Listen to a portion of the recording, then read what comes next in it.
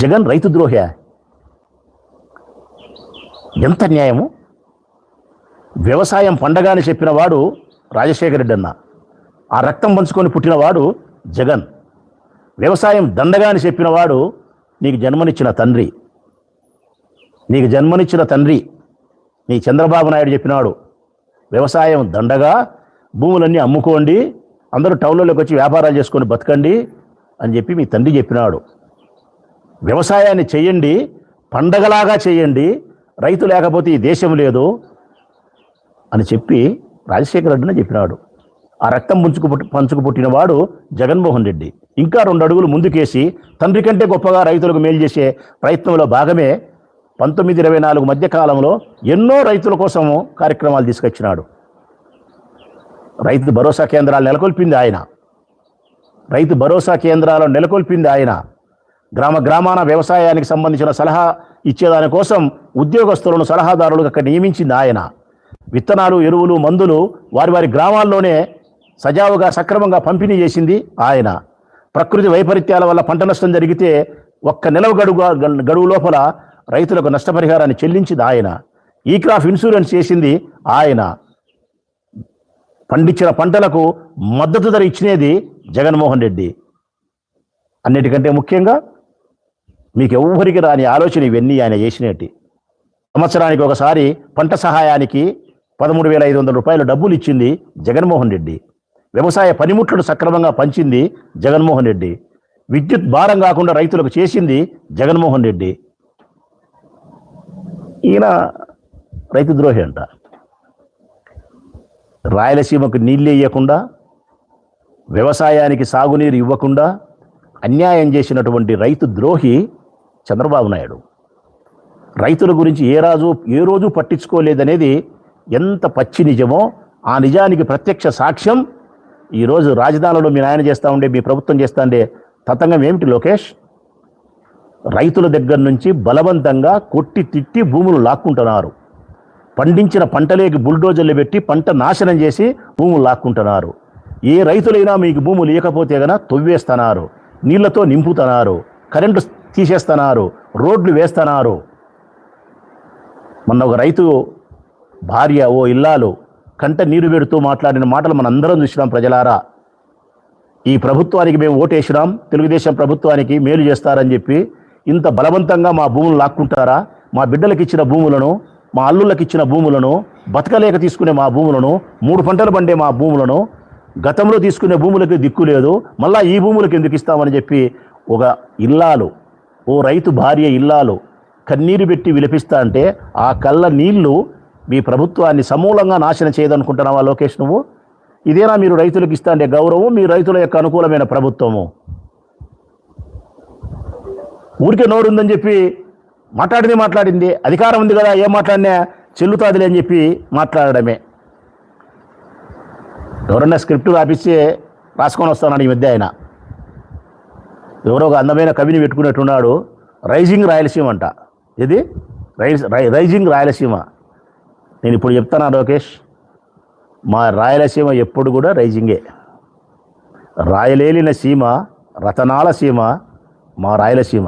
మీరు రాయలసీమలు కాదు, మీరు కాదు, నేను చెప్తానా కదా. మీరు చిత్తూరులో పుట్టాము రాయలసీమ అనుకుంటారేమో, కాదు. రాయలసీమ పట్ల ఏమాత్రము ప్రేమాభిమానాలు లేని కుటుంబం నీది, నీ తండ్రిది. మా రాయలసీమ ఎప్పుడు రైజింగే.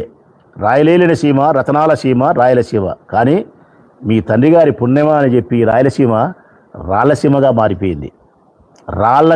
మారిపోయింది.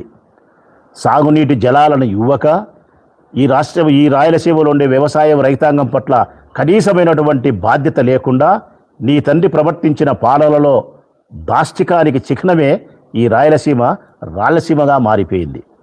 రాయలేలినప్పుడు ఈ సీమ రతనాల సీమ, నీ తండ్రి పరిపాలన చేసిన పుణ్యాన ఈ సీమ రాళ్ళసీమ అయిపోయింది.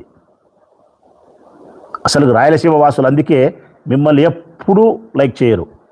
రాయలసీమ రైతాంగానికి కానీ, రాయలసీమ ప్రజలకు కానీ మీరెప్పుడూ సరిపోదు. కారణం, ఈ రాయలసీమ ప్రాంత ప్రజలను మీరు సబతు తల్లి బిడ్డల్లాగా చూసినారు. మీరు ఏ ప్రయోజనాలను కూడా ఇక్కడ చేసే ప్రయత్నం మీరు చేయలే. గత ప్రభుత్వం, మా ప్రభుత్వంలో పరిశ్రమలను తరిమి కొట్టినారా? పరిశ్రమలను ఈ రాష్ట్రంలో పరిశ్రమలు తీసుకొచ్చినది జగన్మోహన్ రెడ్డి, తీసుకొచ్చినామని భ్రమను కల్పించినది మీరు.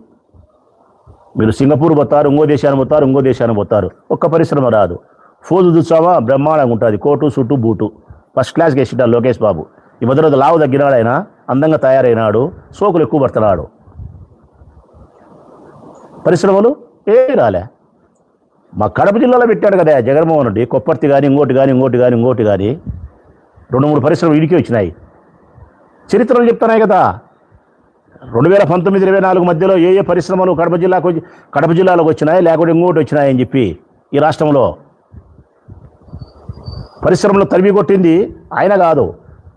పరిశ్రమలు రాకపోయినా వచ్చినాయనే భ్రమను ప్రజలు కల్పించేది మీ పచ్చపత్రికల ద్వారా మీ పార్టీ, మీ ప్రభుత్వము. ఇంకా ఆయన చెప్పే మాటలు ఏంటంటే హాస్యాస్పదమైన మాటలు. ప్రజలారా, ఈ కూటమి పాలనలో సంక్షేమం అభివృద్ధి అమోఘమంట. ప్రొద్దుటూరులో చెప్పినాడు ఆయన, అమోఘమంట. నేను అడుగుతా ఉన్నా, ఈ రాష్ట్ర ప్రజలందరి వైపు నుంచి అడుగుతా ఉన్నా నేను. సంక్షేమం గురించి చెప్దాంలే, మళ్ళీ అభివృద్ధి గురించి తర్వాత మాట్లాడదాం, ముందు సంక్షేమం గురించి మాట్లాడదాం. ఏం చేసినారయ్యా సంక్షేమం మీరు? ఆడబిడ్డ నిధి కింద 1500 రూపాయలు ఇస్తామని చెప్పినారే, ఇచ్చినారా ఒక్కరికన్నా? 50 సంవత్సరాలకు పెన్షన్ ఇస్తామని చెప్పినారే, 4000 ఇచ్చినారా? కొత్త పెన్షన్లు, సామాజిక పెన్షన్ ఇస్తామని చెప్పినారే, 4000 రూపాయలు ఇచ్చినారా? నిరుద్యోగ భృతి 3000 రూపాయలు ఇస్తామని చెప్పినారే, ఇచ్చినారా? 20 లక్షల మంది నిరుద్యోగ యువతకు ఉద్యోగాలు ఇస్తామన్నారే, ఇచ్చినారా? 45 ఏళ్లకే పెన్షన్ ఇస్తామన్నారే, మహిళలకు జగన్మోహన్ రెడ్డి ఇచ్చిన పథకం అమలు పరుస్తామని చెప్పినారే, ఇచ్చినారా? సంవత్సరానికి 3 గ్యాస్ కనెక్షన్ల చొప్పున సిలిండర్లు, ఈ 2 సంవత్సరాలకు 6 గ్యాస్ సిలిండర్లు ఏ ఒక్క మహిళకైనా ఇచ్చినారని చెప్పి ఎక్కడైనా నువ్వు చెయ్యి ఎత్తిస్తే రాచమ్మలు తల కిందికి తీసుకుంటాడు. ఒక్క చెల్లెముతో కానీ ఒక అక్కతో కానీ 6 సిలిండర్లు నాకు ముట్టాయన్నా అని చెప్పి కుప్పంలో చూపి 100 మంది చేతులు ఎత్తమను ఆడోళ్ళను, ఒక వార్డు లేకపోదాం, తల నేలకేసుకుంటా నేను. గ్యాస్ సిలిండర్ లీలే, కరెంటు బిల్లులు పెంచిరి, నిత్యావసర వస్తువుల ధరలు పెంచిరి, ఇంటి పన్ను పెంచిరి, గ్యాస్ మీద ధర పెంచిరి, డీజిల్ పెట్రోల్ ధరలు పెంచిరి. ఇదేనా మీ సంక్షేమం? ఈయన మీ సంక్షేమం అమోఘం. వీటికి ఏమైనా సమాధానం చెప్తారంటే సమాధానం చెప్పారు. వీటికి ఏ ఒక్క సమాధానం కూడా మీరు చెప్పరు.